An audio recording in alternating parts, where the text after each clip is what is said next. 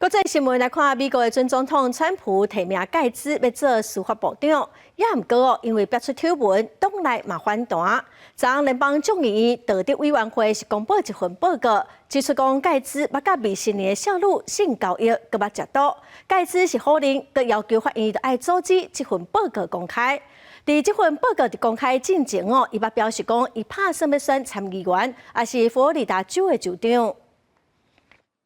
前共和党非洲众议员盖茨本来和美国前总统川普提名要做司法部长，不过却因为传出见效大加党内反弹，怎么伊拒绝任命。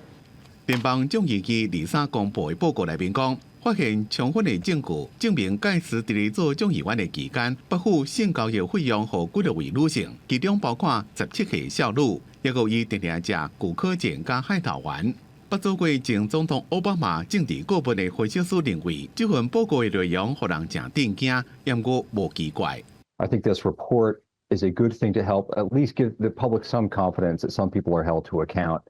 You know, just because he's no longer a member of the House doesn't mean what he did wasn't awful. 众议院纪律委员会伫咧几多10页的报告内面列出盖茨自2017年到2020年之间，付予12位女性总共超过9万美金的钱，这寡钱可能甲性行为或者是食毒有关系。盖茨顶个月中，和川普提名要出任司法部长了后，就卸掉众议员，伫过去也一再否认有不当的行为。 也伫咧华府联邦法院向众议院道德委员会提诉讼，要求法官紧急下令阻止发表报告。盖茨目前伫咧保守派媒体做新闻主播，